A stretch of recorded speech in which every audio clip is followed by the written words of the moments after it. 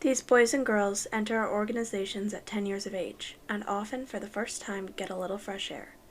After 4 years of the young folk, they go on to the Hitler Youth, where we have them for another 4 years. And even if they still are not complete National Socialists, they go to labor service and are smoothed out there for another 6-7 months. And whatever class consciousness or social status might still be left, the Wehrmacht will take care of that. The Hitler Youth was a Nazi youth group intended to spread Nazi propaganda and indoctrinate the next generation of Germans into the Nazi beliefs. In the 1920s, German youth started being targeted as an important audience for Nazi propaganda. This emphasized to children that the Nazis were a forward-looking youth dynamic. Many of these young German children joined the Hitler Youth for extracurriculars, and just before it became mandatory for all German children in 1939, the Hitler Youth was up to more than 5.4 million willing members. At the beginning of the Hitler Youth, Walter von Schirach directed the youth groups. However, in 1940 he was promoted and replaced with Arthur Axmann, but still worked very closely with the Hitler Youth. There were 4 different sections to the Hitler Youth. The German Youngsters was for boys ages 10 to 14.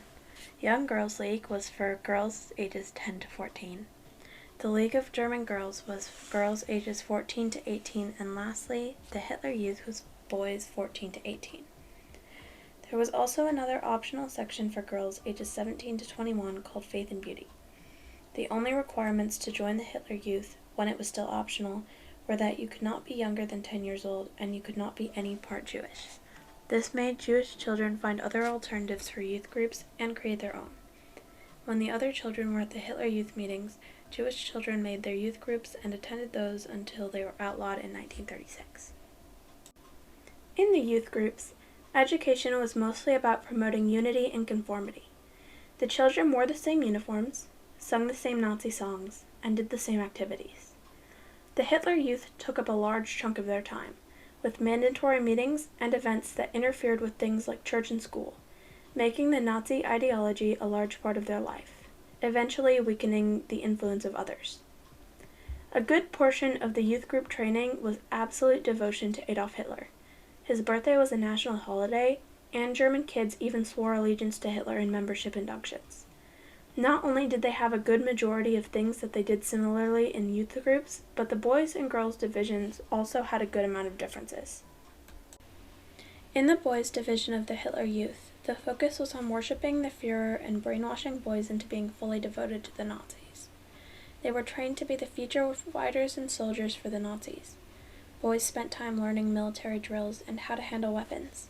They were made to do competitive sports to pit themselves against each other and forced to work on farms during the summers. Boys would ecstatically wait until they became fully fledged members of the Hitler Youth and would look forward to marching, singing, and attending rallies. The girls' groups were more focused on preparing girls to be future wives and mothers. They would learn how to do things like household chores and skills like sewing, nursing, and cooking. They would spend time doing coat drives and took part in physical activities like dancing or gymnastics, which were all collective and synchronized to emphasize the importance of working together, a stark difference from the boys' groups. Not only did they have the mandatory youth groups, but the Nazis took over education in school as well. Beginning in 1934, they went through the public school teachers and got rid of any that they did not approve of, such as the Jewish teachers and the politically unreliable teachers. Classroom textbooks were disposed of and exchanged with new ones promoting and teaching love for Hitler and obedience to authority, militarism, racism, and anti-Semitism. Starting in their first few days of school, these children were immersed in Hitler propaganda.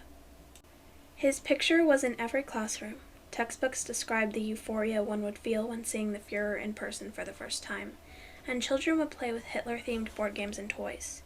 The Nazis' goal was to end up with race-conscious, obedient, self-sacrificing Germans who would be willing to die for their country and leader.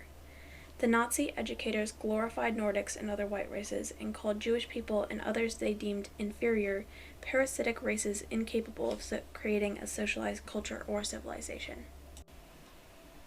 After members of the Hitler Youth were too old for the youth groups and had successfully been made into obedient, fanatical soldiers, the boys 17 and older were forced to serve in the military. However, near the end of the war in 1945, Nazi leadership got desperate and started pulling out boys younger and younger. They were immediately sent to the front and forced to go on what was essentially suicide missions, and if they refused, they were killed. There were many benefits for the Nazis in doing the Hitler Youth program. They were able to brainwash young children at their most impressionable, remove them from the influence of their parents and other adults around them that may not agree with the Nazi regime, and the children were able to learn life skills and have some fun in the youth groups. However, the children who eventually left these schools and youth groups had lasting damage that they had to work on fixing for years. They were told that everything of them was expected to be given to the fatherland. One prior member of the Hitler Youth remembered that he belonged to Adolf Hitler, body and soul. It took years for him to get away from that brainwashing after World War II had ended. The Hitler Youth had a major impact after and during World War II. It brainwashed a whole generation of German children into believing in the Nazi regime and advocating for the Nazis. It created devoted soldiers and ripped children from their homes and families. It made generations of children anti-Semitic due to their grandparents or parents not being able to get away from these ideals after the end of World War II and teaching them the same things that they were taught. It's genuinely one of the most horrifying parts of World War II and shows some of the brutal things that humans are capable of doing to one another.